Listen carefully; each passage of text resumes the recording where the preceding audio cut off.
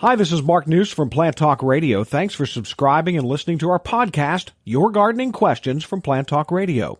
If you have a gardening question you'd like our host Fred Howard to answer, send him an email. The email address is fred@planttalkradio.com. Now for today's question.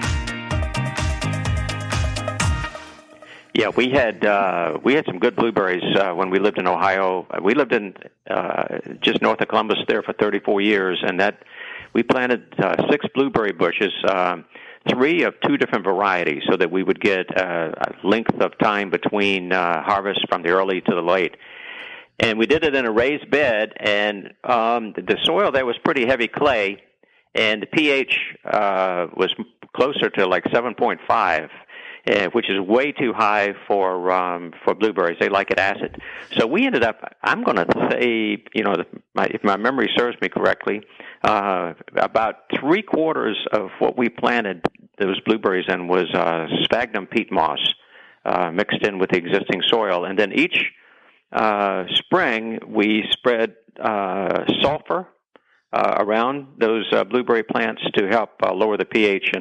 And when we tested the soil after a few years, that pH was around 4.55. So that was actually ideal for the blueberries. They loved that, and we had more blueberries than you could shake a stick at. Now, along those lines, because I have eaten some of the harvest, so I know that what you speak of there.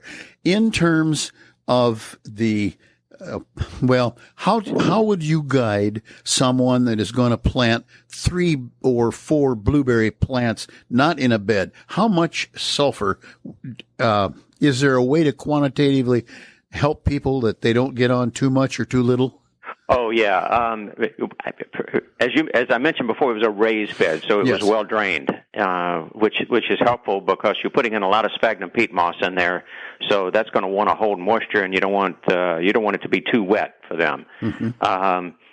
So each spring, when I would spread the sulfur, the sulfur is kind of a yellowish color. When I would look down at the soil, I was only covering maybe 10%, 20% of the soil. Okay. I mean, it was like almost like putting a heavy dose of salt and pepper on a hamburger. Okay. Very good. Now, the one thing I can add to that is it is usually powdered sulfur, and I strongly recommend that you are putting it down with your back to the wind. Oh, yeah, you don't want it to be downwind, but there are some acidifiers now that you can buy that actually are like a little pelletized sulfur, so it's a little bit easy. It's not as nasty to work with because sulfur it's got that strong smell, mm-hmm. And if you can use a granulated sulfur, you'd be better off doing that and feeding with a plant food that says for acid-loving plants. Hey, thanks again for listening to our podcast. Be sure to subscribe to our other podcasts as well, the Plant of the Week podcast and the Plant Talk Radio podcast, all on iTunes or your favorite podcast player. If you'd like to sponsor a daily podcast, contact us at fred@planttalkradio.com. To find out more about Fred Howard and Plant Talk Radio, visit our website, planttalkradio.com.